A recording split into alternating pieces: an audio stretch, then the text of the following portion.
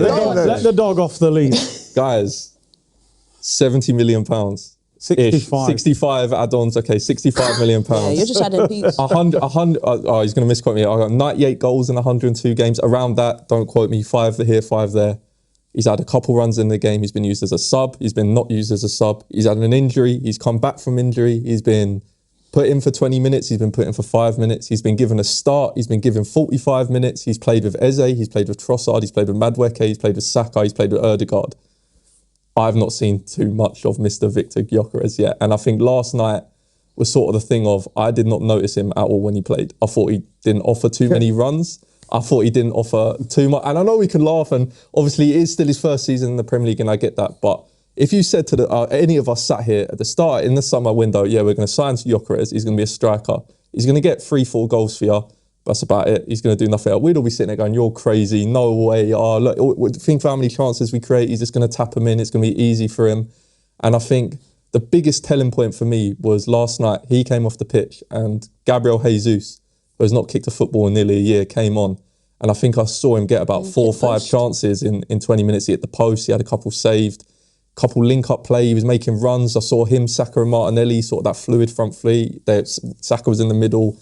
Jesus was on the left at one point, and everything just seemed to click. And Jesus didn't score. He didn't score. He didn't get a goal. He didn't get an assist. But I saw stuff. And that is my main point with Gyökeres. It's getting to the point now where what's the excuse? It's not injury because he's back now. Is it service? But we've tried him with all our different wingers. He's still not seeming to get chances. And I said to my friend Amenya last night that he's not missed any chances. Gyökeres has not missed any chances. He's not missing chances, but he's not getting any. But how comes Marino and Trossard and Jesus seem to get chances? Like, what are we doing with him on the pitch to stop him getting chances? I don't get it. Like, that's my run over, but there's got to be something, guys. We've got to look a bit critical. First thing I'll say about it, right, is, and this does make me laugh, and I'm sure Arsenal have won 3-0. Well, what can we look to have a criticism for? What can we do? Gyökeres hasn't scored and we can go down that route. We just won 3-0 in the Champions League, but we've got to look for negatives. But I can't argue with anything Jack said. The one thing that worries me about you as a striker here, it doesn't look like he's going to get a chance. Every time the ball goes across, he's never there. And as you say, Jesus has had 2 or 3 chances, looked more dangerous. What is it like? You know what I mean? I always think like, look, listen, we're scoring goals, so it's not such a pain. But he doesn't get into any goal-scoring positions. That's what it seems for me like, and I don't know why that is. Can I make a slight defence of him then, yeah? Because for me, look, we sat here a few years ago when Aubameyang was leaving, and people were saying he's washed up. He went to Barcelona and scored loads of goals there, and he's even bagging goals now at Marseille. Ultimately, when you look at Arteta's time at Arsenal, no out-and-out number 9 has thrived under him. The ones that play well for him are the false 9s who drop in and move and go and link up play. Even Marino's look better. I think we can all see that Gyökeres is struggling. There's no doubt about it. Like he just, I think at the Burnley game, he'd sort of reached the point you thought it's starting to click. He looked good that day. Then he gets injured for 4 weeks. He's come back. He's had maybe 2 of his worst performances, the Villa game and then last night. But I still don't think that our system suits him. I don't think we do create a lot of chances for him. And I know what you're saying, like Jesus has come on and had a few shots, but you look at, like we were saying there, weren't we? That last 20 minutes of games open up. He's having that like first 60 minutes fighting defenders, and then Jesus comes on, it's like, right, now I can enjoy the fruits of your labour kind of thing. So I think Arteta must have known what kind of striker he was when he bought him. So you've got to then have a plan of how am I going to get the best out of him. I reckon if Gyökeres was playing for Man City, he'd be scoring goals because their game is built around their striker. You're the main man, the focus is on you. I actually don't think it's a coincidence. Our wingers tend to score goals when Gyökeres is playing. Because it's almost like the focus attention's on him and the 2 wide players get 1v1 and go and enjoy themselves. So he is struggling. He has to adapt and we have to adapt. But I don't think we're 4 months into the season. He's missed a month through injury and we've had 2 international breaks. I think it's too early for fans to be piling on him. Because, we had Havertz for maybe 2 years up front and Arteta saying, sing the song to him, he scored a penalty. So we were giving him patience and he'd played in the league before. So I think Gyökeres needs a bit of time. However, if we get to the end of the season and we're still in this situation, you've got to act like a big club then and say, okay, we go and sign another striker, and you might end up on the bench. That happens in football. We can't sit there for ages waiting for him. But how long are you going to give him then before you start making a decision? I mean, I think it depends on what happens. Like, as Curtis says, right, let's say we won the league, but like, and he scores like, I don't know, 10 goals, but it's still not really what we bought you for, because Havertz is scoring at least 10 goals. Do you know what I mean? I'd look at it and be like, okay, I'm going to give you next season and see. But if we get to the end of the season and we haven't won anything, and I'm like, we've bought you to be the guy to score those goals that last season we couldn't score in those moments that maybe a Saka or a Martinelli couldn't produce, right? We've brought you in as the target man to carry us through those games, and you haven't done it. I'm agreeing with Curtis. You've got to look in that summer then and say, well, Gabby Jesus is basically going to leave. We need to get somebody else in to challenge you, because you're obviously not up to the paces yet. We're talking about someone as well who, like, you know, he won an award for the most goals scored in Europe. Like, he's not an idiot. He's not rubbish. Do you know what I mean? We've seen it in the Champions League against Man City. Do you know what I mean? Like, we've seen it on the big stage. We know what he's capable of. But I just think, yeah, I'm with Curtis. I think it depends on how the season ends. But if we get to the end of the season and we're still kind of saying the same things, I'll be like, yo, we got to move like a big club here. We got to, you know. That's the thing. Yeah. I think you said it well. Like, if we win the league and he scores 3 goals, I don't care. Like, I literally don't care. I don't care. I don't care if David Raya scores the winning goal in the season. I don't care who scores. It's more the point of we've brought him in to be a finisher. Yeah, at the start of the summer, when we're looking at strikers and people going, oh, I want Sesko, I want Gyökeres, oh, he's not going to score, oh, he's going to do this. None of us were sat here thinking either of them, well, Sesko's not done great, obviously injuries as well. Yeah. But none of us would have sat here and gone, oh, he's only going to have 4 goals by this stage in the season. Yeah. And I think we'd be lying if we said we are. And I get the whole settling in point, but it's more the point of he's not a 21-year-old. This is a veteran, 27, 28-year-old who's been all out. He's been in the Championship, he's been in Europe, he's played in the Champions League. Like you say, he's won an award for most goals in Europe. We shouldn't be treating him like a baby. Like, we shouldn't be treating him the same way we treat a Wanyeri or a Lewis Skelly.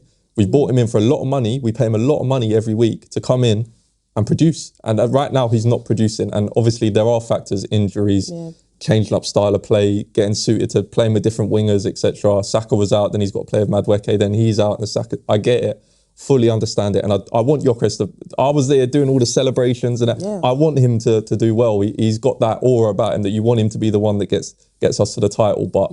I forgot about that celebration. Yeah, we haven't seen it. We haven't seen People it said it went from that to that. Now we're putting our hands on our head like, oh no, what's happened? Exactly. I just always picture you and Marty running around the corner. You know what I mean? I bet you're wondering why you did that. Well, I do wonder why I've done that night. I mean, Cecil killed me for doing that. Exactly. So look at the hype when we signed him. We're doing trailers, we're doing everything. And if you come to the point where we're looking at him now and going, oh, we're babying him a bit. We're going, oh, maybe he needs this and maybe he needs that. It's like, no, we are a big club. We've spent a lot of money on you. If another club had done, if a Real Madrid had bought you in and you'd scored 3 goals in that many games, that's it. You're gone next season. They're already looking for someone else. So it would be interesting if we win the league or not. It is a different thing. But if it gets to the end of the season and Kenya said he's only got 10 goals in all comps or something, will Berta, our new director, sit there and go, you know what? That's not good enough. We spent a lot of money. He's 27, 28. He's getting near 30. If we want to recoup any of that money, do we just cut it ties? I think. Liverpool with Darwin Núñez, you think they spent a lot of money on him. They still won the league. I think he scored a couple important goals for them as well in that league run.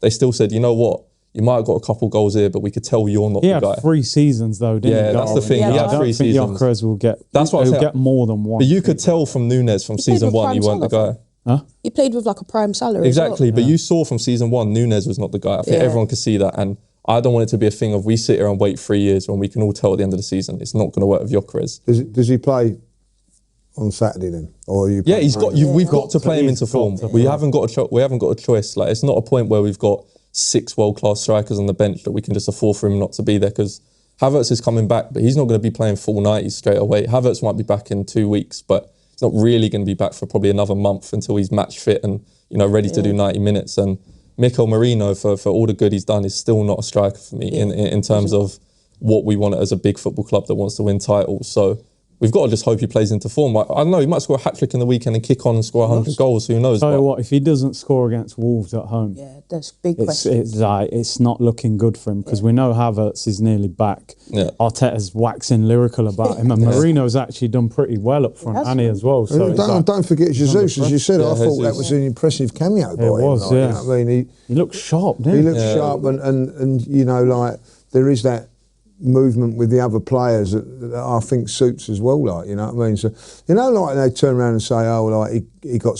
Sometimes you create your own space and all that by your runs and things like that. Like, I don't think he has that sort of mobility, like, of a Jesus and all that. Like, that's my biggest worry for him, like, you know. Like, for, say, someone like, I think a prime Jesus or, you know, a Havertz will come in and go, right, I want the ball here and I can get this and I can do that. Yeah. I don't think he's that sort of player that can go, right, I'm going to come here and get this, take on two players, and, like a Noni done and all that. Like, I think he's going to have to rely on service. You know, there is a saying in football, a striker is only as good as his service. Yeah. And if you're not getting the service, you're not going to be that good. And I don't think are we playing to his strengths and whatever? We use that as an excuse though, but then last podcast, what we're talking about, Declan Rice whipping an absolute perfect beauty into the box. And he's not there. And no one's there. Yeah. And that was a prime, across the 6-yard line, centre-backs looking like this. He just needed to run on and tap that in. I'm not really against what you're saying, and I actually agree, but if I look at Brentford, for example, that chance where Saka scores, but he should be cutting that back. Like, I feel like in almost every game, I'm looking at moments like, you shouldn't have shot there. You should have passed to the striker who's actually in the box. Like, and I do hear what you guys are saying, and I actually agree. But I just don't think we play to his strengths at all. We're looking at someone who loves, like, runs in behind. Do you know what I mean? We don't play any balls over the top to this guy at all. We don't play into his strengths. I just don't. I can't remember one time where I'm like, right, maybe Raya's putting a ball in behind to Gyökeres and he's gone on this run, which he did at Sporting and scored the majority of his goals from. I can't remember a moment like that so far. It's a great point you make there, because if you go back a couple of seasons ago, I know it's different circumstances, but it ain't in some sort of ways. We'll go to Bournemouth, you know, they give Havertz the penalty, didn't they? Like, so he a few weeks back, he had a chance of the penalty, and you know that Saka went, no, it's mine, we took it and all that. Like, I weren't against that, but do you think, like, you know, like there comes a time if he's your main guy, you've got to give him the goal, because that's what it's all about. Like, and I don't think like the players think that is the case at this moment. I don't know. That's what I agree. I don't know if you remember when we signed Gyökeres and we agreed the deal. There was a video of Lewis Skelly running around the changing room doing the celebration. There's no way them players weren't sat there thinking, oh, we've got a goal scorer here, he's going to come in and tear it up, like, we're excited. There's no way that some of them aren't sitting there thinking, like, is this really the guy we You know what? I genuinely think the manager didn't fully want him. Yeah. I think it's clear he wanted Sesko. Yeah. He wanted a young player that he could rotate, that he could nurture and mould into the kind of player. Plus, he was massive, so we put a lot of aerial crosses in. Yeah. I think in the end, Berta said, listen, like, we need to win now. We haven't got time for a project. Let's get a player that we think can do it right now. And I just don't think it's sort of matched yet. Yeah. I think, like I said, I just think the false nine is what he's used to. Do you think it also don't help if you're